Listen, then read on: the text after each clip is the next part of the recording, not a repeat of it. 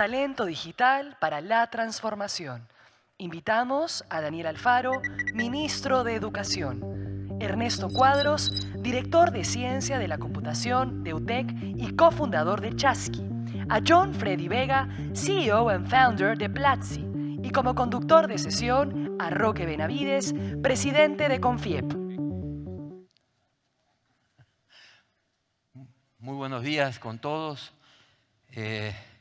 Un saludo a los expositores, por supuesto a todos los asistentes a este importante panel donde esencialmente vamos a tratar sobre el talento digital para la transformación.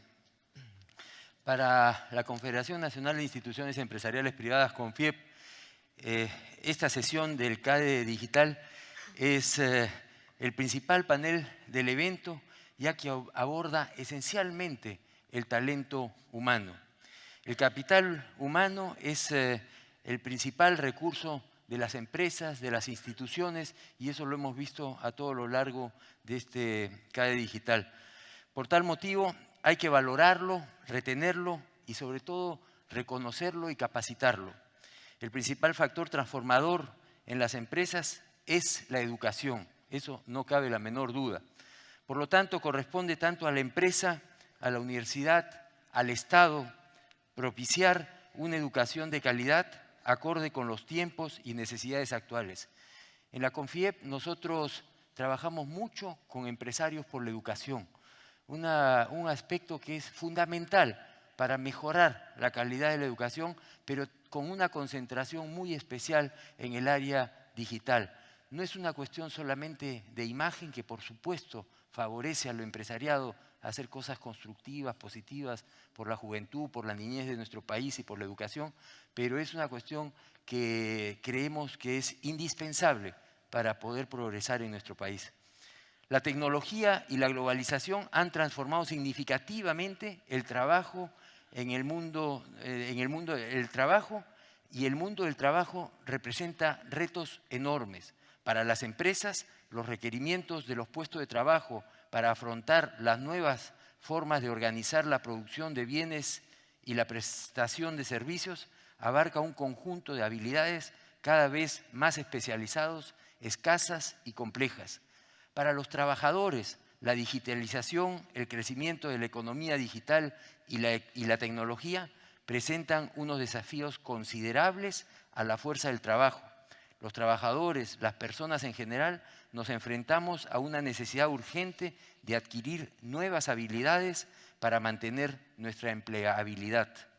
Para el Estado, los cambios también plantean desafíos relacionados con las formas de empleo que tienen que ver con la adecuación de los marcos legales normativos, nuevas relaciones laborales, la flexibilidad del mercado de trabajo, entre otros. En el Perú tenemos serios problemas respecto a la brecha en innovación y calidad educativa. Según el World Economic Forum, de 137 economías, ocupamos el puesto 113 en el indicador de capacidad para innovar. 113 de 137. Y ocupamos el 124, casi el fondo de la tabla, en calidad del sistema educativo. La buena noticia es que no podemos estar peor y que vamos a mejorar. En el sector privado también tenemos que reflexionar.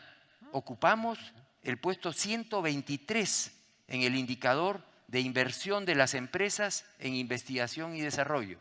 El sector privado también tiene una responsabilidad muy seria en mejorar la inversión, en incrementar la inversión en investigación y desarrollo. Y el puesto 107 en alianzas efectivas entre universidad y empresas para investigación y desarrollo. La empresa no puede vivir de espaldas a la universidad, y la universidad no puede encerrarse en su claustro y vivir de espaldas a la empresa y a la economía en su conjunto. Según una reciente encuesta de la firma Manpower, la escasez de talento afecta al 43% de las empresas encuestadas en el Perú. ¿Cómo reducir la brecha que existe entre las necesidades del sector productivo y el perfil de los egresados del sistema educativo? Ese es un gran reto que tenemos por delante. Las empresas presentan dificultades para encontrar perfiles para los puestos de trabajo donde el uso de tecnología es determinante. Según la referida encuesta, los principales obstáculos para cubrir los requerimientos del sector empresarial son la falta de experiencia y de habilidades blandas, un 33%, y la falta de competencias técnicas, un 22%. En ese sentido, se torna relevante las recomendaciones de la OCDE acerca de la necesidad de desarrollar competencias acordes con la transformación digital, las cuales no solo conducen a incrementar la productividad, sino también son relevantes para la lucha contra la desigualdad y la promoción de la movilidad social. Invertir en el capital humano es una condición fundamental si es que queremos llegar a ser país desarrollado. Con esto yo quisiera dar paso a las exposiciones y tenemos en primer lugar que para nosotros es siempre muy grato estar juntos el sector público y el sector privado, porque no somos casilleros estancos y si queremos realmente integrarnos en el Perú, necesitamos trabajar de la mano el sector público y el sector privado. Y dejo con ustedes al señor Ministro de Educación, don Daniel Alfaro Paredes. Gracias.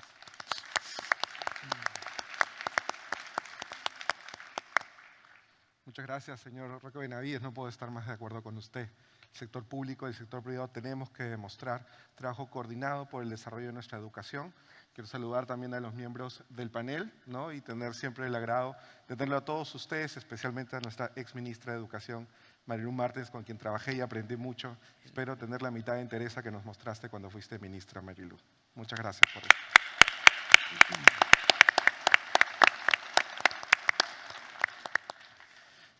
Quería reflexionar con ustedes en el tema que nos trae hoy día a mesa, ¿no? Que es la educación digital. Preparamos una presentación. Esto ha implicado bastante reflexión dentro del ministerio, ¿no? Incluso hemos también consultado con personas de afuera para poder reflexionar en forma conjunta cómo es que podemos llevar nuestra educación al futuro digital. Y hemos titulado esta presentación Del talento analógico al talento digital. Antes de la revolución industrial, nosotros podíamos saber con ciencia cierta qué iba a pasar en los próximos 30 años. Íbamos a tener seguro una economía basada en la producción agraria, en servicios localizados y la manufactura artesanal. Pero después de la revolución industrial y más ahora con la revolución digital, ese es un trabajo de ciencia ficción. ¿Cómo nosotros vamos a afrontar el futuro? No lo sabemos en cuanto a las carreras del mañana, por ejemplo, pero sí podemos saber mejor qué es lo que tenemos que formar en nuestros alumnos y alumnas para poder afrontar esas necesidades, ¿no? Si me pueden ayudar de repente con las diapositivas. Sí, lo que les decía es que si nosotros predecimos el 2030, definitivamente es un trabajo de ciencia ficción y tiene que ser así, de lo contrario ustedes no me creerían, ¿no? Entonces no es apuntar en cuáles son las carreras del mañana, sino apuntar qué competencias tenemos que desarrollar en nuestros niños, niñas y adolescentes para poder afrontar o adaptarse a ese futuro incierto. Y en general son bastantes, pero las puedo resumir en 4 de ellas. Siguiente, por favor. La primera es un pensamiento crítico, es decir, no solo comprender lo que leemos, sino interiorizarlo. Interiorizarlo para, a partir de nuestra propia experiencia, poder devolver conocimiento, poder producir conocimiento. Pero cuando lo produzcamos y lo comunicamos, lo tenemos que hacer de forma empática con el otro, poniéndonos en el zapato del otro para que entienda, a partir de su propia cosmovisión, lo que queremos transmitir. Porque solo así construimos comunidad y podemos lograr ese trabajo colaborativo. Solos se nos pueden ocurrir buenas ideas, pero en conjunto, de forma colaborativa, se nos ocurren grandezas. Y es así como pasamos a la creatividad, que debería ser este motor que siempre nos movilice a estar disconformes con los que tenemos, pero con una sensación de mejora. Estas 4 competencias son unas de otras varias que cuenta nuestro currículo nacional. Nuestro currículo nacional que busca además de usar el conocimiento para la solución de problemas diarios. Es decir, no nos queremos quedar pues en el tema de mejor comprensión lectora o mejor razonamiento matemático solo por saber operaciones matemáticas o solo poder repetir ideas de un texto, sino poder usar ese conocimiento para resolver problemas de la vida diaria. Pero eso no estaría completo si no inculcamos además valores. Eso que ahora nuestra sociedad tanto demanda en casos de corrupción, violencia contra la mujer, anemia, ¿no? Son una serie de fortalezas que nosotros tenemos que desarrollar desde el colegio para cambiar nuestra sociedad. Y esa es la finalidad del currículo. Por ello lo defendemos en el ministerio y creemos firmemente en todos sus enfoques. Uno de ellos, por ejemplo, el enfoque de igualdad de género. Y para nosotros es muy importante tener herramientas de esa naturaleza que nos permitan eliminar los estereotipos negativos que damos a hombres y mujeres y asegurar una mayor igualdad en nuestra sociedad.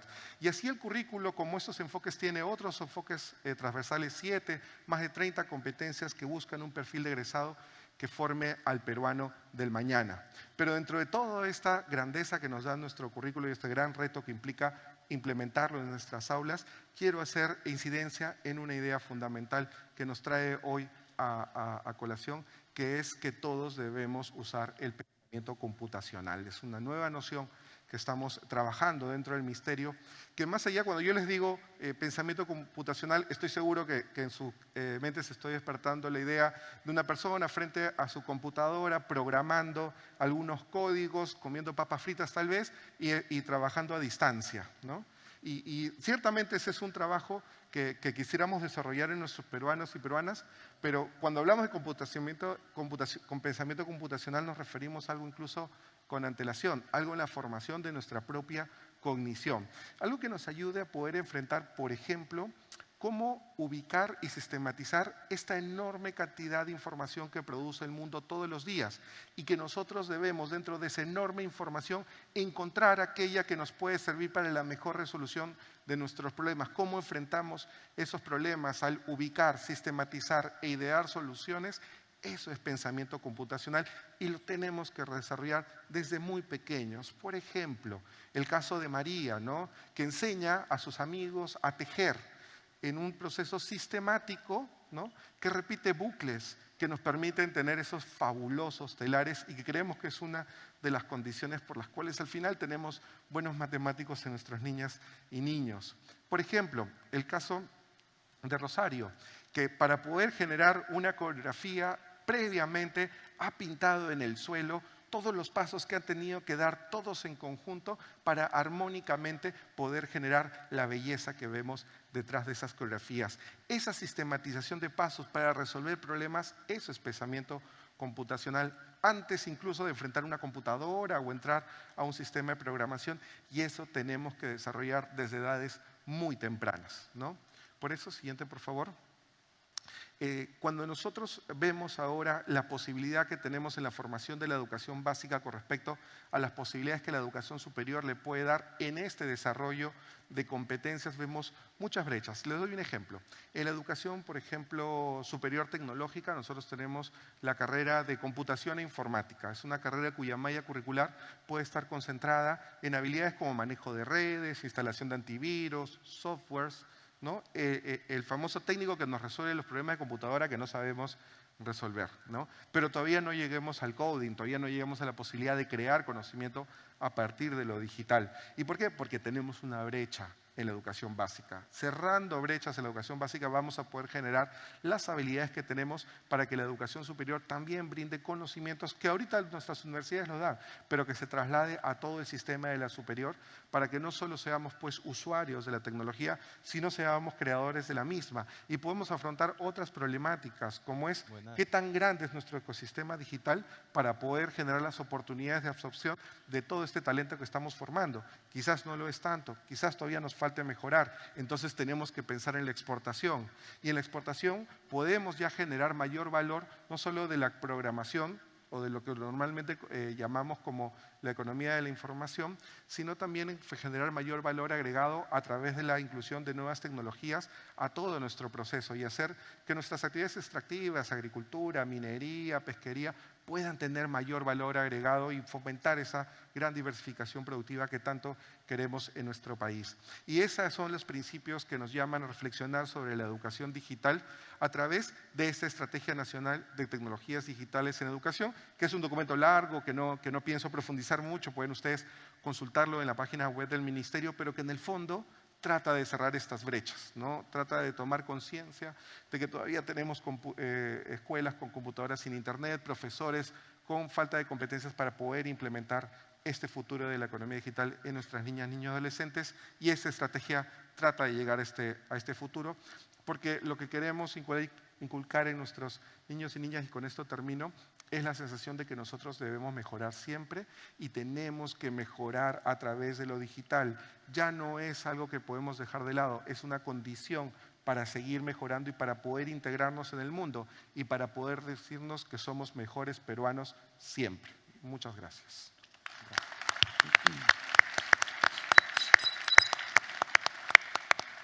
Muchas gracias, señor ministro. Y ahora vamos a pasar un poco a la iniciativa privada y de generación de nuevas empresas y que hacen una plataforma de educación online que atacan directamente el tema de la educación digital. Y para ello hemos convocado a John Freddy Vega, quien es CEO y fundador de Platzi. Él ha volado desde Japón, ha perdido vuelos, pero acá está. Parece que el CADE atrae mucho y ha logrado que lo tengamos acá. Adelante, John, por favor. Hola, muchísimas gracias por invitarme. Mi nombre es Freddy Vega, yo soy el CEO y cofundador de una empresa que se llama Platzi. Antes de arrancar, quería preguntarles a los que están acá, ¿quiénes de ustedes conocían Platzi antes de este evento? Levanten la mano, por favor. ¡Wow! Aproximadamente el 50%. Muchísimas gracias por venir. Para el otro 50%, pregúntenles a los que levantaron la mano, están ahí al lado. Platzi es una empresa de educación online y nosotros nos enfocamos en hacer educación online efectiva. Nos enfocamos en entregarle a estudiantes a cualquier edad, en cualquier momento, el tipo de habilidades clave que necesitan para triunfar en la industria de la tecnología.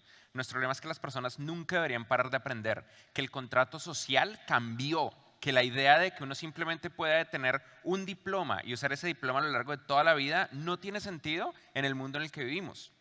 Y la única forma de realmente ser competitivas nuestras naciones ante el resto del mundo es formar a personas que en vez de pensar en un diploma y en un logro y ya está, sean personas que nunca paren de formarse y de aprender y de no solamente consumir lo que otros países crean, sino, como decía el ministro, crear tecnología en nuestros países. Platzi tiene en este momento un poco más de 500,000 de estudiantes alrededor del mundo. Y la mayoría de las empresas de educación online nos medimos por un número que se llama el completion rate. Este es el porcentaje de personas que cuando arrancan un curso lo terminan. En promedio esto es el 10%. Empresas como Udacity, edX, Udemy, Khan Academy, etcétera, Coursera, tienen un 10% completion rate. Es decir que de cada 100 estudiantes que arrancan un curso, solamente 10 lo termina. En el caso de Platzi, porque nosotros desarrollamos nuestra propia metodología, nuestra propia plataforma, todo es 100% hecho, enfocado en aprender por internet, nuestro completion rate es del 70%. Sin embargo, los números que más nos ponen orgullosos son los resultados de nuestros estudiantes. El 70% de nuestros estudiantes, un año después de estudiar en Platzi, obtienen o un mejor empleo o un mejor salario en el empleo que ya tenían. 20% de ellos terminan creando empresa, aunque el 60% de ellos dicen que quisieran crear empresa en algún momento. Hay una correlación muy fuerte entre tener un espíritu emprendedor y querer aprender por internet. Eso es lo positivo. Lo negativo, lamentablemente, es que hay una correlación muy fuerte entre que un país tenga un espíritu muy emprendedor y que la calidad del trabajo en ese país sea baja. Pero unas por otras, y en general tener emprendimiento es algo muy bueno. De las empresas que nuestros estudiantes crean, la gran mayoría son empresas de estilo de vida, son empresas que no van a ser escalables, estilo agencias de diseño y desarrollo web, agencias de marketing, cosas por el estilo. Pero hay un pequeño porcentaje que son startups, que son empresas escalables. 10 de ellas han levantado inversión y que nosotros sepamos, 2 han levantado más de $1 millón hasta ahora. Nosotros creemos tanto en Platzi que el 70% de las personas que trabajan en Platzi estudiaron en Platzi en algún momento. Tenemos en este momento 3 oficinas, una oficina en San Francisco, una oficina en México y nuestra oficina principal en Bogotá, y personas de todo el mundo trabajando con nosotros. Por supuesto, tenemos un equipo bastante interesante de peruanos trabajando en Platzi. Trabajamos no solamente con estudiantes, sino también con empresas, y desde el año pasado le estamos ayudando a empresas en transformación digital. Hay una estadística muy famosa del Foro Económico Mundial y es que las empresas que invierten en formar a sus empleados tienden a retener el talento top que tienen el doble. Normalmente los empresarios, sobre todo los empresarios malos, creen lo opuesto. Los empresarios malos creen que formar al talento que tienen en la empresa hace que se vayan a otras empresas, cuando la realidad es que la retención se duplica cuando se forman. Es mucho peor no formarlos. Explicar esto es muy contraintuitivo, pero todo a nivel de crear empresas exitosas es contraintuitivo. Estas son algunas de las empresas que trabajan con nosotros y que están tanto contratando talento de Platzi como formando su talento con Platzi. Platzi tiene un par de cosas que son importantes a nivel de historia. Nosotros fuimos la primera empresa en Latinoamérica en ser parte de Y Combinator. Y Combinator es el fondo de inversión más importante de Silicon Valley. Y ellos nunca habían invertido en una empresa cuyo mercado objetivo fuera Latinoamérica hasta entrar a Platzi. También somos parte de Endeavor, una organización sin ánimo de lucro que impulsa el emprendimiento de alto impacto en todo el planeta. Endeavor tiene una oficina muy importante aquí en Perú. Nosotros somos parte desde el 2016 y CINET nos considera una de las 20 empresas más influyentes en la industria de tecnología, así que eso es chévere. Pero como les decía hace un rato, nuestro logro más importante son los resultados que nuestros estudiantes generan. Nosotros hicimos un estudio de impacto el año pasado junto con una organización que se llama Omidyar Network, que es un fondo de inversión de alto impacto alrededor del mundo, fundado por el creador de eBay, Pierre Omidyar. Con ellos tratamos de entender qué pasa cuando un estudiante estudia en Platzi, si realmente le va mejor. Nosotros tenemos 3 tipos de estudiantes, los que no pagan, los que son gratis, los estudiantes que pagan nuestra suscripción mensual y los que pagan nuestra suscripción anual. Descubrimos que los estudiantes gratis, un año después de empezar a estudiar en Platzi, tomando algunos de nuestros cursos gratuitos, aumentan sus ingresos en un promedio de un 10%. Los estudiantes mensuales aumentan sus ingresos un 47% y los anuales aumentan sus ingresos un 61%. Lo más importante de esto es lo que pasa con el top 15% de nuestros mejores estudiantes. Ellos aumentan en todo el planeta, y tenemos estudiantes en todo el mundo, sus ingresos un 260%. Porque estamos hablando de Latinoamérica. Esto significa que muchos de estos estudiantes solían estar por debajo de la línea de pobreza o justo en el borde y ahora de repente se movieron 2 escalafones a clase media o incluso clase media alta solamente por estudiar en tecnología, no solamente a consumirla sino a crear tecnología. Este tipo de cosas no pasan en ninguna otra industria, en ningún otro entorno educativo. De acuerdo a la OCDE, creo que es, en Latinoamérica toma de 4 a 7 generaciones para que una familia salga de la pobreza. Estas son personas que en un año lo lograron, enfocándose aprendiendo en tecnología. Nosotros decidimos hacer este experimento de una manera mucho más enfocada, así que en Venezuela decidimos regalar $250,000 en becas a venezolanos el año pasado y ver qué pasaba. Elegimos a los top venezolanos que estuvieran en nuestros cursos gratuitos y les dimos becas anuales. Lo que descubrimos es que 500 de ellos consiguieron empleo en otros países en remoto dentro de Venezuela. Y esto por el tema del cambio y la inflación que hay internamente les cambia la vida de una manera radical. 200 de ellos consiguieron empleo fuera y emigraron hacia otros países. El resto no nos contestó el mail, yo quiero creer que están bien, pero en general mejoraron muchísimo estos estudiantes. Obviamente es una selección con sesgo porque eran nuestros mejores estudiantes, pero es interesante. Latinoamérica es un mercado muy grande y extremadamente desatendido en educación. Somos 640 millones de personas, de las cuales solamente 20 millones tienen acceso a educación universitaria. Esos son datos del Banco Mundial, simplemente porque no hay suficientes sillas en las universidades. Sin embargo, hay 150 millones de personas en Latinoamérica que están en edad o condiciones de buscar formación profesional y no lo van a lograr. En Latinoamérica la educación universitaria todavía es un privilegio de pocos, incluso con el máximo esfuerzo que se haga a nivel de gobierno. Y en empleos en tecnología, en el 2017 quedaron vacantes 1.5 millones. No que habían 1.5 millones de empleos, sino que hubo 1.5 millones de posiciones que no se llenaron. Lo interesante es que del otro lado, las economías en desarrollo, como nuestros países, tienden a tener personas más dispuestas a invertir en educación profesional no tradicional, a invertir en educación como educación en línea o como sistemas que no son la educación de toda la vida. Platzi es lo que es porque nosotros creamos una metodología y una plataforma hecha desde cero para Latinoamérica, que funciona en cualquier dispositivo y con el tipo de cursos que no están correlacionados con la grilla académica tradicional, pero que se enfocan en lo que las empresas están buscando. Para darles un ejemplo del tipo de cosas que hacemos, desarrollamos incluso nuestra propia tecnología de transmisión de video, tanto en vivo como en demanda, usando una fracción muy pequeñita del ancho de banda que necesita YouTube, por ejemplo, para transmitir el mismo tipo de video. Y hacemos muchas innovaciones para que esto funcione desde cualquier dispositivo. En gran parte porque en las regiones de pobreza, los teléfonos móviles no son un lujo, son el único computador al que muchas de estas personas tienen acceso. En resumen, un año después de que las personas estudien en Platzi, el 74% de ellos obtiene o un mejor salario o un mejor empleo. En promedio aumentan sus ingresos un 52% y un 20% de ellos creen en la compañía. Lo que nosotros creemos en Platzi es muy sencillo. Nosotros creemos que si tenemos éxito, que si logramos entrenar al próximo millón de profesionales en tecnología en cada uno de nuestros países en Latinoamérica, logramos cambiar nuestras economías, de economías que están basadas en agricultura, en minería, en manufactura, a convertirnos en en economías digitales, en economías que aprovechen el talento humano de nuestras naciones, más que simplemente lo que está ahí, en el piso. Y lo que nosotros queremos hacer es ayudar a otros gobiernos y otras empresas para lograrlo. Así que si ustedes quieren ser parte, me encantaría escuchar de ustedes y eso es lo que hacemos en Platzi. Muchas gracias.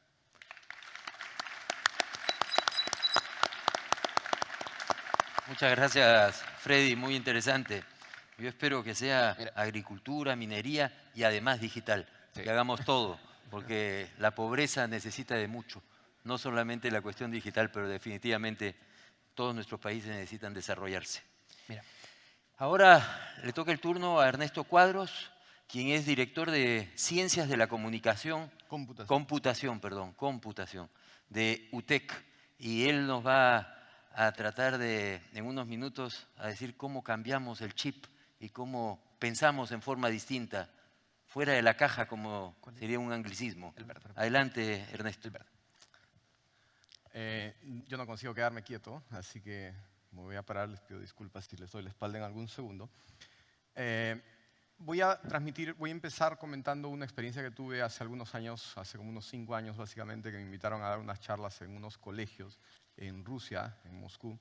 No fui al Mundial, pero ya estaba ahí un poco antes. Y necesito un par de voluntarios, así que voy a agarrar gente que conozca. Gonzalo Vegaso, que está por allá, de Chasqui, y Lucía, que está por acá, también me puedes ayudar. Aprovecho para comentar, bueno, Lucía ha tenido una buena experiencia en el Ministerio de Educación, Gonzalo es CEO de Chasqui. Chasqui actualmente está funcionando y está distribuyendo cosas con Amazon y está funcionando en Argentina, en México, en Perú. Así que son personas obviamente preparadas que no saben lo que les va a pasar acá. Lo que yo quisiera es pedirles algo bastante simple. Traje unos juguetes rusos. No sé si sean rusos porque estos los pueden encontrar en cualquier lado, pero Lucía, yo necesito, no sé si me pueden enfocar por acá. Tengo esto acá y necesito que saques este anillo que está aquí en medio. Nada más. Nada más. ¿Ok? Y Gonzalo ha sido financiero de nivel mundial, así que obviamente es una persona muy preparada, ¿no?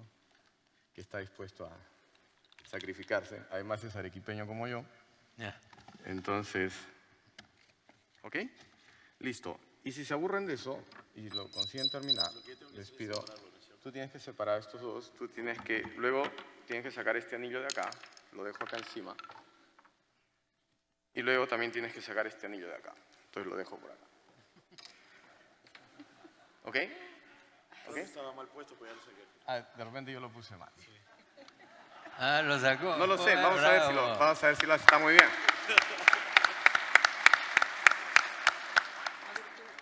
Listo. A ver, sácalo de nuevo. Si lo saca y lo entiende, lo entendió súper bien. Pero espérame un ratito. Y ahora sí. De repente yo lo había puesto mal. ¿Ok? Si es que apenas lo terminen, me interrumpen en cualquier momento y ahí explico qué cosa es lo que está pasando. ¿Ok? Muy bien. Mientras vamos a avanzar, porque si no vamos a terminar y me van a votar. Ok. Quisiera empezar comentando la época que Barack Obama era candidato a la presidencia de la República. Visitaba pues un montón de lugares y estados en los Estados Unidos y una de las cosas que hizo fue caer en Google, ¿no? Es una empresa obviamente digital. Y cuando estaba en Google, en un auditorio repleto, con un montón de gente de Google, el panelista le dice, yo tengo una pregunta para usted, señor candidato, le dice, si tengo 1 millón o 10 millones de números enteros de 32 bits y quiero ordenarlos y no entran en la memoria principal del computador, ¿cómo hago?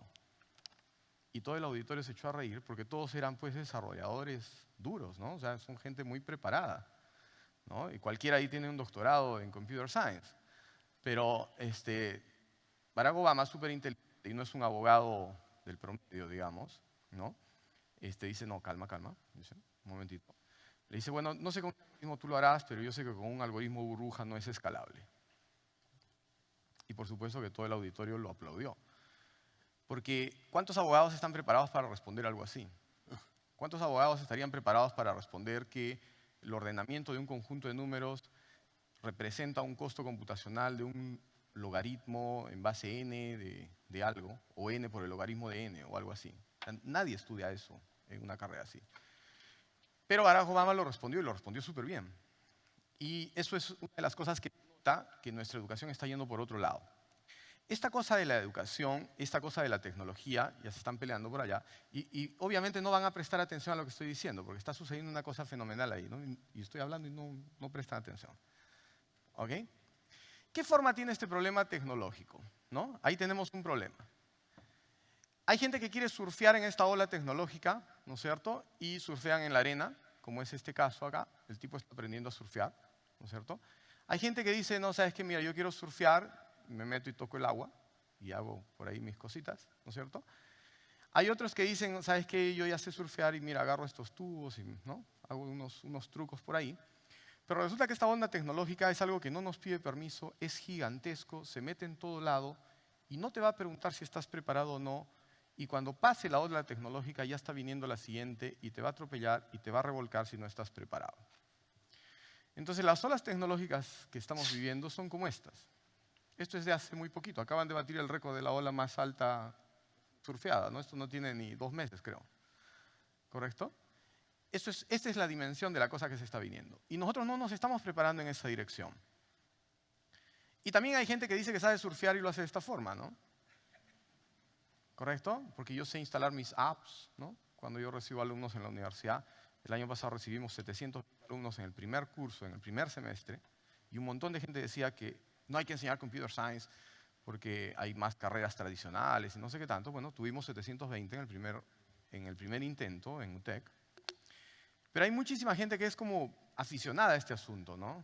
Y no podrían responder cosas más allá de hacer clic por aquí y por allá. Saber usar un computador es la parte más simple del asunto, pero saber pensar de forma computacional, que es lo que estamos haciendo allá con nuestras vidas, es algo mucho más complejo.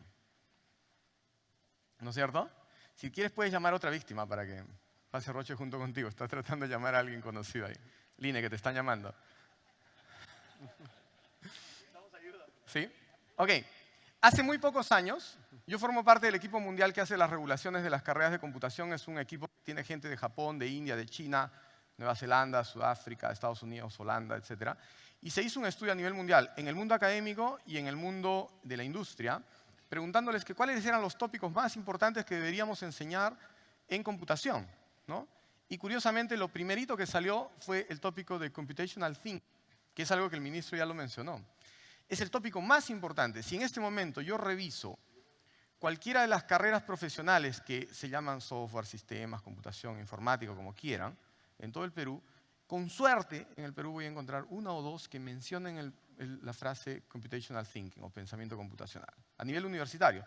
Y esas personas después van y alimentan la educación de los institutos y después también en los colegios. Y se cierra un ciclo de distorsión o de problemas porque estamos generando atraso. Esto no tenemos que leer todo, pero ahí hay tópicos como programación y esas cosas, pero el más importante es computational thinking. La National Science Foundation de Estados Unidos invirtió un montón de plata solamente en juntar un montón de gente súper inteligente, y estaba metido MIT, estaba metido Carnegie Mellon, etcétera, solamente para que respondan y estudien qué cosa es este fenómeno llamado computación.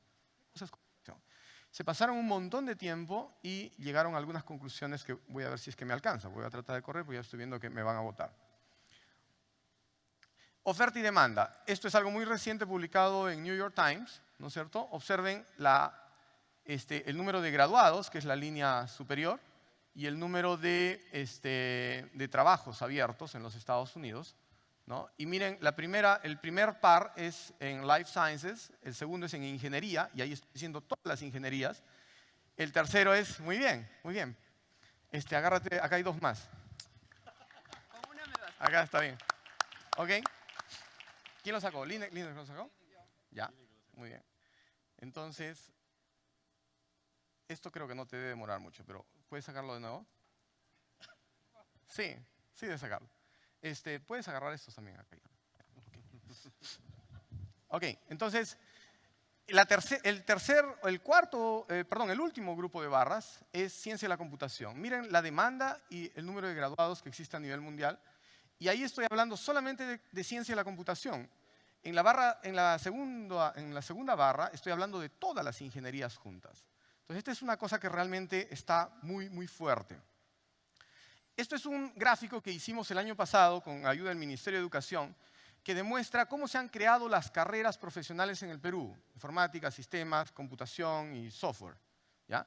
Las líneas representan a quién yo utilicé como referencia para poder crear mi carrera.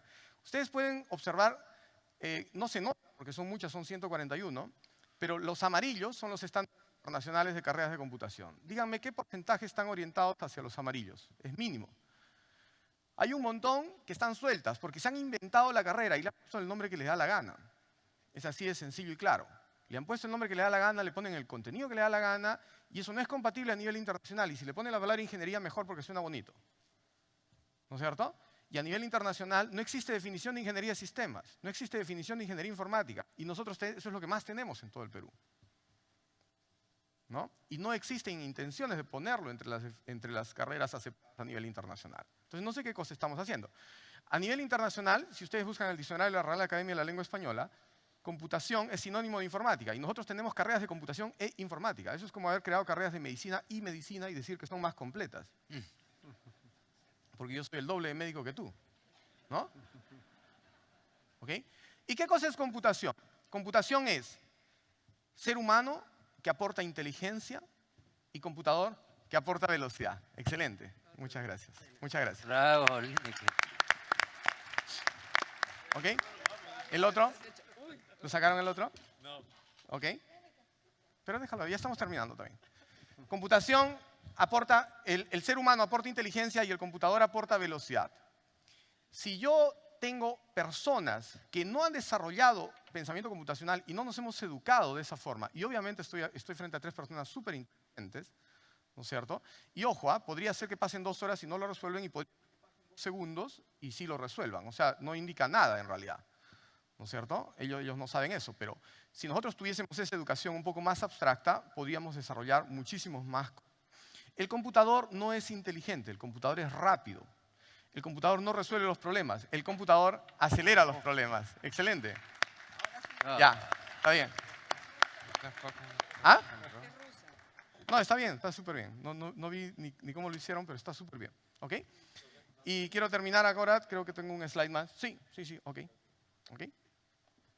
Entonces, el computador es rápido, el computador no es inteligente. Si yo pongo una persona mal preparada frente al computador, es como darle una metralleta a un mono. Si tú le das una metralleta a un mono es algo súper peligroso. Y en el Perú lo que estamos haciendo es formar un montón de gente que sabe usar tecnología, pero como dijo el ministro, lo que necesitamos es formar gente que sepa crear tecnología. Eso es algo radicalmente diferente de lo que estamos haciendo y necesitamos cambiarlo. Ese teléfono que está ahí en el slide, en el lado derecho, que es un teléfono que ni siquiera tiene pantalla a colores de los más antiguos que había, ese teléfono tiene más potencia que todo el computador que se utilizó para mandar el hombre a la luna. En el Perú existen más de, no sé, 20, 30 millones de celulares y nosotros no hemos mandado a nadie a la luna. Y hay varias personas que merecen ser mandadas a la luna, ¿no? ¿Ok? O sea, aquí tenemos el problema y no lo estamos haciendo. ¿Qué otros problemas observo yo que tenemos? Uno, en ninguna parte del mundo se pide colegiatura y pertenencia a un colegio profesional para poder desarrollar software. En el Perú sí. Esto es un rezago de la época medieval. Y yo no tengo idea por qué, pero no lo discuten, no lo llevan a discusión. Pero esto es un problemón. Yo traigo una persona súper bien preparada de Google y le dicen, ¿sabe qué? Pero no tiene colegiatura. Y me ha pasado. Y uno de los decanos, no el actual, algunos decanos atrás del Colegio de Ingenieros me dijo, ¿sabes qué? Google podría instalarse en el Perú. Le digo, no, me dijo, pero si no tienen colegiatura y no están con sus cuotas al día. Le digo, oye, pero ¿sabes que ya trabaja en Google? O sea, este tipo ya tiene maestría, doctorado y ya ha trabajado en N partes del mundo. Sí, pero la ley es la ley, hermano. O sea, tienes que respetarla. Y eso es una cosa vergonzosa. Otra cosa que también, que ya la mencioné, en realidad la voy a saltar, es que necesitamos carreras con base homogénea, ¿no es cierto? Con base homogénea, que sean compatibles a nivel internacional. Todavía me quedaba esto más. Me lo voy a saltar para no quemar el Termina. Ok, bueno. Hace algún tiempo, con más de 240 personas, se formó un grupo de voluntarios para intentar ayudar a diseñar una arquitectura para todo el gobierno. Esto incluía, por ejemplo, diseñar algo que funcionase en los 48.000 colegios que tiene el Ministerio de Educación, 15.000 centros hospitalares, ¿no es cierto? No sé cuántos miles de comisarías y todos los patrulleros, las 24 regiones, las 1.900 municipalidades distritales, 190 provinciales, etc. Todo eso se desarrolló. Y aquí estoy seguro que hay un montón de gente que ayudó en esta propuesta porque todo fue voluntario y no le costó ni un solo centavo al Estado peruano. Esto se presentó en el gobierno de Beijing, con el gobierno de Beijing, que solamente Beijing es más grande que todo el Perú, creo, en cuanto a población. Esto se presentó en Rusia. Esto se presentó con los que diseñaron los data centers y toda la arquitectura tecnológica de Facebook. ¿No es cierto? Se presentó en México también con gente del gobierno de México. Y en el Perú todavía no lo estamos haciendo. Y fue peruano. Entonces lo que necesitamos expandir, que ya lo dijeron, ayer lo escuché muy bien, la infraestructura tecnológica, la conectividad. Necesitamos tener muchísimo más penetración de la conectividad en todo el Perú. Necesitamos generar data centers. Se hizo muchos estudios tecnológicos sobre los cuales nosotros llegamos a concluir que no era una buena decisión tener data centers en Lima, pero a nosotros nos gusta Lima. Yo no soy limeño, ahora estoy viviendo en Lima, pero yo no sé qué cosa produce vivir en Lima, porque piensan que el resto del país no existe. ¿Y por qué no hay carreteras en la sierra? Porque el que toma las decisiones no vive en la sierra. Básicamente, pueden haber N otras razones, pero en cuanto a infraestructura también tendemos a entrar mucho en Lima. Necesitamos tener centros de datos, necesitamos tener algo que administre esas 25.000 máquinas que podrían tener en un centro de datos. Necesitamos tener bases de datos distribuidas, que no funcionen en un computador ni en una sola institución, sino que estén preparadas para atender las 78.000 instituciones de todo el Estado peruano. Necesitamos que cuando se haga una compra en Tacna, al segundo el ministro de Economía pueda acceder a las estadísticas de esa compra estando en Tumbes o estando en Tokio. Al segundo. Si es que algo demora más de un segundo, está mal. Y nosotros no tenemos ese nivel de movimiento de información en este momento y por eso es que nos atascamos tanto. Necesitamos generar una serie de microservicios. Por ejemplo, yo te doy mi DNI, dame cómo me llamo, eso es un microservicio que la RENIEC me lo podría proveer, ¿no? Encima de eso necesitamos articular procesos interinstitucionales. Necesitamos comenzar a crear los aplicativos para la policía, el metropolitano, transporte, agua, luz, etc. Necesitamos crear apps para el ciudadano. Necesitamos generar software articulado y con piezas homogéneas. No es posible que solamente dentro del Ministerio de Trabajo haya 140 bases de datos diferentes, heterogéneas, no conectadas. En el Ministerio de Producción hay 160. En el Ministerio de Salud pregunté, me dijeron, no tengo idea cuántas hay, pero son muchas. ¿No es cierto? Es un montón. Ahora, imagínense todas las piezas que hemos diseñado en todo el país, no son piezas que están diseñadas para articularse. Y eso es un tremendo problema para todo el país. Necesitamos generar datos de transparencia, necesitamos generar indicadores de control y recién nos sentamos a tomar decisiones. Las personas que en este momento están en la toma de decisiones, yo no sé por qué, pero no hemos percibido que todo lo que está abajo, un montón de piezas que no están preparadas para articularse y por eso es que nada funciona. Y todo esto, por supuesto, que tiene que estar acompañado con un montón de seguridad desde el nivel fibra óptica hasta el nivel aplicativo en tu celular. Ahora sí termino, perdón. Muchas gracias, Ernesto. Very well. Él ha dicho que no es limeño, es arequipeño, por eso les gusta hablar mucho, ¿no? En fin. No, Puede ser. Muy bien, muy interesante. Muchas gracias. Comenzamos con una sesión corta de preguntas que yo tengo acá algunas para realizar. Y quién sabe comenzar primero con el ministro. Y algo que en lo personal me interesa siempre mucho, la universidad y la Universidad Nacional. ¿Cómo hacemos para que la empresa y la academia, dos actores tan importantes en el desarrollo de los países, podamos colaborar mucho más en investigación y desarrollo? ¿Cuáles deberían de ser los ejes que conduzcan a una efectiva alianza entre el empresariado y la universidad? Gracias por la pregunta, Roque, porque también permite reflexionar mucho sobre lo que entendemos como educación superior. Que a veces siempre lo visualizamos con la universidad porque es el estamento de mayor tradición, pero que también existen otras opciones, como le había mencionado hace un momento, la superior tecnológica la artística, la pedagógica. En el caso de las universidades, tomando también de las públicas incluso, ellas gozan de autonomía universitaria y deciden sus propias carreras de acuerdo a cómo ellos vean más pertinente hacerlo. Y con pertinencia me refiero a formas como ellos vean que lo que enseñan efectivamente va a ayudar al egresado a encontrar un trabajo digno y productivo. En esa autonomía creo que tienen que reflexionar mucho de cómo van a innovar y evolucionar, porque como nos decía Ernesto, las carreras que enseñan su carrera son ya genéricas, ¿no? Ingeniero, economista, doctor, ¿no? Y el mercado laboral ahorita está demandando mucho más especificidad, con competencias más concretas para poder tener una inserción más cercana. Y ahí de repente la tecnológica tiene una ventaja, una bondad, que es que cuando construye sus mallas curriculares las construye sobre la base de lo que el sector productivo demanda. El sector productivo hace su cadena productiva, identifica los eslabones y en cada eslabón cuáles son las competencias que necesita para efectivamente desarrollarse. Y eso se transforma en una malla curricular que los institutos implementan y de ahí que puedan tener una mejor conexión con la demanda privada. Pero lo importante de los institutos es que también permiten, con la nueva ley que ha salido, por ejemplo, mecanismos de dualidad. ¿Qué significa esto? Que el alumno puede aprender tanto en la universidad, perdón, o en el instituto, como en el trabajo y pueda compartir procesos formativos en el trabajo mismo, aprendiendo mientras trabaja. Eso es importante porque muchas veces, sobre todo en empresas que desarrollan tecnología, lo que nos dicen es, miren, lo que necesitamos es que desaprendan lo que ustedes les han enseñado para que puedan aprender lo que nosotros necesitamos, ¿no? Entonces tenemos que romper esa cadena, ese obstáculo que le dé mayor pertinencia a la educación superior con el mercado laboral, como mejorando las posibilidades de tener experiencias formativas en situaciones reales de trabajo. Y creo que ahí todavía como empresa y como academia tenemos mucho que mejorar en esa conexión, ¿no? Creo que ideas innovadoras como las que nos presenta Ernesto deben ser escuchadas y deben ser abiertas al status quo que tenemos de cómo formamos en la superior y nosotros mismos innovarnos y nosotros ser los primeros como Ministerio de Educación que estemos aceptando esa crítica constructiva y esas posibilidades de hacer que nuestra educación superior en su diversidad, en la diversidad de talentos que quiere promover, sea también más pertinente para que nuestros alumnos puedan encontrar trabajos dignos y productivos. Muchas gracias.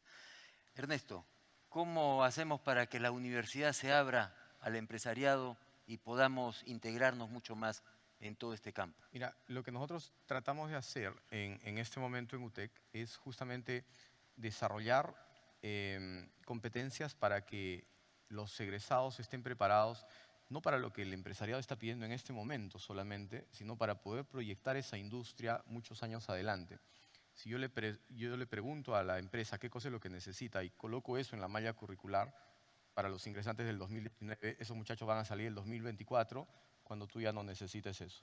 Entonces, necesitamos cambiar la pregunta. La pregunta no es qué cosa es lo que el mercado necesita en este momento. La pregunta es qué cosa es lo que el mercado también va a necesitar el 2025, el 2030. Y por eso resulta fundamental que la universidad lo haga de otra forma, ¿no? Y eso es lo que tratamos de hacer.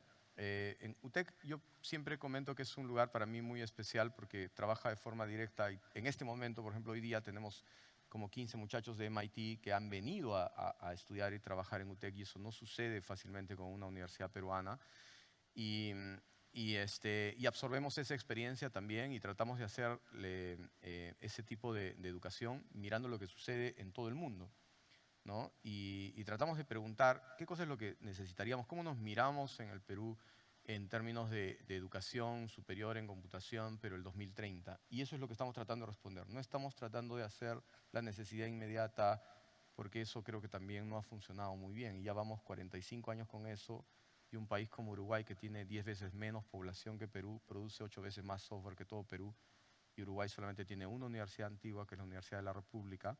Las otras universidades son mucho más nuevas. Y nosotros tenemos 141 carreras en todo el Perú y miren el desorden que hemos causado, ¿no? Entonces, necesitamos trabajar de la mano. Nosotros tratamos de hacerlo. UTEC es una universidad que mira mucho y conversa mucho con el empresariado, pero necesitamos hacer esa proyección a futuro, ¿no? A mediano largo plazo, no a corto plazo solamente. Hay dos aspectos muy importantes. Tenemos que integrar a la Universidad Nacional. Yo de repente soy repetitivo, pero la universidad pública es la que le ofrece la oportunidad a la gente con menores recursos. Y en eso el Estado pues tiene que integrarse a ejemplos como el de UTEC. Me preocupa que en el discurso inaugural Eduardo Hochschild habló del año 2050 y tú me estás hablando del 2030. Yo creo que tenemos que educar para el año 2050. Sí, o sea, mira, tenemos que pensar en el futuro y no quedarnos en el presente. es correcto. Lo que pasa es que es muy complicado predecir qué cosa es lo que va a suceder en tecnología con tanto horizonte. Lo que sí sabemos es que necesitamos ser disruptivos 2030, 2040 y 2050. Ahora, ¿qué cosa va a suceder desde aquí hasta el 2030? No es posible hacerlo tan fácil. Entonces, hay ciertas habilidades horizontales que se pueden formar, como la capacidad de aprender a aprender solo, por ejemplo, de ser capaz de destruir aquello que yo ya sabía y poder reconstruir el conocimiento, y ese tipo de cosas que son fundamentales, esas sí las podemos hacer. Pero utilizar y enseñar tecnología de moda no es algo que, o sea, resuelve algunos problemas también a corto plazo, y yo estoy de acuerdo, por ejemplo, con la propuesta de Platzi. Me parece muy válida, muy buena también, pero necesitamos tener las dos cosas, ¿no es cierto? Necesitamos mirar a corto plazo, resolver problemas a corto plazo, hacer cursos a corto plazo, porque estamos atrasados y ya estamos perdiendo en tiempo, pero al mismo tiempo necesitamos proyectarnos hacia adelante, ¿no? ¿Y cómo se integran con la universidad pública? Mira, no solamente creo que nos integramos con la universidad pública, de hecho sí creo que hay buenos vínculos con el sector público, porque más del 50% de los postulantes de UTEC que vienen de primeros puestos vienen, por ejemplo, de colegios como el Colegio Presidente de la República, y se trata de dar una cantidad impresionante de becas. Para los que no sepan, UTEC tiene 10 veces más becas, por ejemplo, que una universidad como la Universidad del Pacífico, para poder financiar a los muchachos que no tienen los recursos, ¿no? para poder hacer. Entonces, el mandato el mandato de Eduardo Hochschild es: no se debe quedar afuera nadie que tenga talento, ¿no? Y eso es realmente lo que tratamos de hacer. Entonces, hay muchachos, y lo digo con mucha alegría, hay muchachos que se quedan a dormir en la universidad porque terminan clases 9 de la noche y al día siguiente tienen clases 7 de la mañana y viven en comas. Y ha habido varias veces muchachos que hemos visto, sabes que yo no tengo, pues, no tengo, estoy estudiando en UTEC, que es una universidad que no es barata, pero no tengo para irme hasta mi casa y dormir 2 horas y volver, así que me quedo acá. Y eso es lo que estamos haciendo, ¿no? Y siempre tratamos también de trabajar con universidades como San Agustín, por ejemplo. Con la UNI también hay un trabajo a nivel de profesores, no desconozco si es que a nivel de rectores, pero eso es lo que buscamos hacer de forma permanente. Muchas gracias. Freddy, la transformación digital está llegando a todos los campos de la actividad productiva, así como del bienestar de las personas, de modo que la ciencia, la tecnología e innovación son asuntos que compete a todos: el Estado, la academia, la empresa, la sociedad en su conjunto. ¿Cómo impulsar un cambio cultural en las entidades estatales y en las empresas en un país donde el 99% de las unidades productivas son pymes, pequeñas y medianas empresas, para enfrentar de mejor manera esta ola? Y eso no es distinto en otros países en América Latina. El Perú es un país que tiene muchas pymes. Yo estoy seguro que en tu país también es así. ¿Cómo hacemos para implementar toda esta tecnología y esta educación de la que tú nos has hablado? Normalmente esta es la parte complicada de responder, porque en general las empresas de Latinoamérica tienden a tener una aversión al cambio fuerte. Muchas de las empresas grandes de Latinoamérica existen no porque hayan sido las más competitivas, sino porque eran las que estaban en el lugar correcto, en el momento correcto, y el gobierno les dio un monopolio. Esa es la historia de Telmex, esa es la historia de las empresas más grandes de Chile, esa es la historia de Odebrecht, esa es la historia de muchas otras empresas que existen porque fueron un oligopolio, no porque fueron las empresas más competitivas. Obviamente hay muchas que sí lo son. Sin embargo, tienden a ser las empresas más gigantescas de los países las que realmente mueven la economía. El exceso de pymes, normalmente los gobernantes lo resaltan como un símbolo de emprendimiento, y lo es, pero también es un símbolo de baja calidad en el empleo. Es un símbolo de que la gente con talento prefieren crear su propia empresa porque saben que tienen talento, a trabajar para otro lugar donde no van a ser valorados. Eso es algo que desde la perspectiva educativa es difícil de arreglar y requiere un cambio un poquito más profundo a nivel de cultura corporativa. Lo positivo a nivel de las pymes es que Gracias a Internet, gracias a una apertura global de nuestros mercados, es mucho más fácil crear una empresa de alto impacto. Platzi desde el principio existe con la mentalidad de que nosotros queremos ser una empresa global desde cero. Yo pude haber hecho una empresa de educación online para Bogotá, que fue donde nací, o para solamente Colombia, o para solamente México, que es uno de nuestros mercados más grandes. Y eso es lo que realmente, en general, hacen los emprendedores en nuestros países. Hacen empresas que, pudiendo ser globales, son primero locales, porque es más fácil, porque es lo que nosotros estamos pensando mentalmente en el inicio de estas compañías. Pero gracias a Internet, gracias a esta apertura y gracias a que afortunadamente la gran mayoría de nuestros países no son dictaduras, nosotros podemos crear empresas globales desde cero. La mentalidad no está ahí, pero se puede. ¿Qué hay que hacer desde una perspectiva de gobierno? Apoyar ese tipo de cosas, porque las empresas que se crean globales desde cero tienen un potencial de escalabilidad mucho más grande. Y hay muchos tipos de empresas que podrían ser globales desde cero. En Colombia nosotros tenemos el ejemplo de Crepes and Waffles, que es una empresa que tiene muchos objetivos, un objetivo social de darle empleo a madres cabeza de familias solteras y un objetivo de masificar acceso a cierto tipo de comida que otras personas no tienen acceso antes. Y aunque arrancó en Colombia, es un éxito global en todas partes del mundo. Y no es una empresa de tecnología, arrancó como una pyme, tenían un restaurante en un lugar y ahora están por todo lado. Hay empresas de ese estilo en todos nuestros países, pero lo primero que tienen que tener es una perspectiva de globalización, una perspectiva de tratar de ser globales desde el principio. Y ahora es más fácil que nunca. El segundo componente que yo veo es asumir una realidad que es inevitable. Si las empresas no tienen un componente digital en su núcleo, en el próximo par de años se van a morir. Todas las empresas que no tengan software en su núcleo, y no importa qué tipo de empresa. En Colombia nosotros tenemos una mina muy famosa, yo no les tengo que hablar de minas acá en Perú, pero nosotros tenemos una mina de carbón llamada El Cerrejón. El proyecto iba a generar muchísimos empleos y los generó, pero generó empleos distintos a los que la gente esperaba. Había un pueblito al lado, iban a generar un montón de empleos de minería, pero resulta que la mina es básicamente operada por robots autónomos operados desde Japón. No literalmente desde Japón, son Komatsu, pero muchos de los procesos de la mina son autónomos y robóticos. Ya no es que hay un montón de personas que van con una pica a darle una cosa de carbón. Y eso va a pasar en muchos de los otros empleos que nosotros tenemos. Gran parte de la manufactura y de la industria textil, que es otro componente gigantesco de Perú, está migrando a procesos 100% robóticos. En Colombia estamos un poco asustados porque tenemos una industria automotriz muy grande, fabricamos carros, y gran parte del proceso se está volviendo autónomo. Y muchas empresas están migrando hacia allá. La automatización de muchos procesos va a llegar más rápido de lo que las empresas creen. Y las empresas que no entrenen a su equipo para adaptarse a esa transformación digital, simplemente se van a morir. Van a ser empresas que se mueren. No hay ninguna otra opción. Eso suena un poco apocalíptico, como ¿y entonces qué se hace? Pero yo creo mucho en que las personas no se quedan cruzadas de brazos y dicen, bueno, está bien, voy a ser desempleado a partir de ya.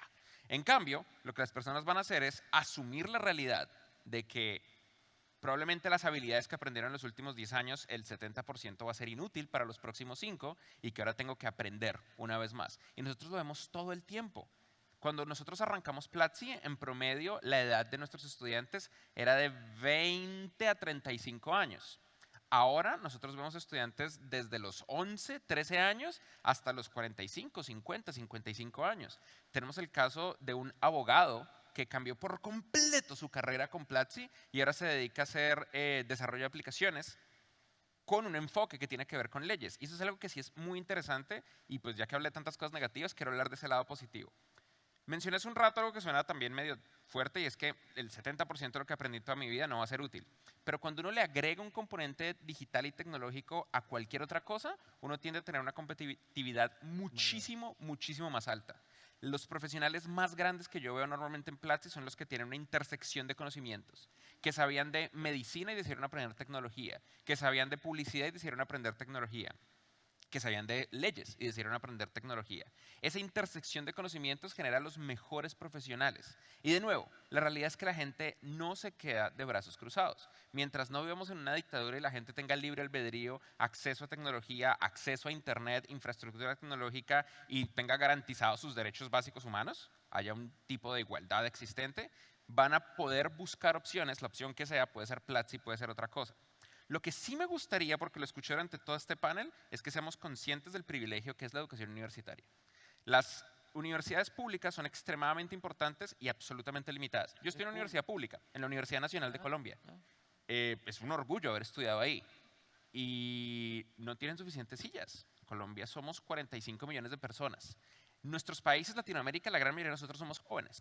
Somos países jóvenes, en parte porque nuestra esperanza de vida no era tan alta, ahora esto está cambiando y nuestros países empiezan a volver un poco más viejos. Pero la gran mayoría de las personas que viven en nuestros países tienen un promedio de edad en los 20, no se acercan a los 30. El promedio de edad de Colombia es 24, pero está por ahí. Eso significa que la cantidad de personas en edad y necesidad de acceder a este tipo de educación es más alta de la disponibilidad física en el mundo real de sillas y de profesores. Eso también significa que los profesores tienen que cambiar su posición. Las universidades están ahí para hacer investigación y mentoría, y gran parte de la educación puede tener una perspectiva mucho más escalable. Nuestros gobiernos no tienen otra opción que buscar un método altamente escalable de formación de las personas que vienen a futuro. Obviamente eso tiene un componente político, porque los profesores tienen un poder gigantesco. No conocen la palabra escalabilidad, ¿no? Pero no hay otra opción.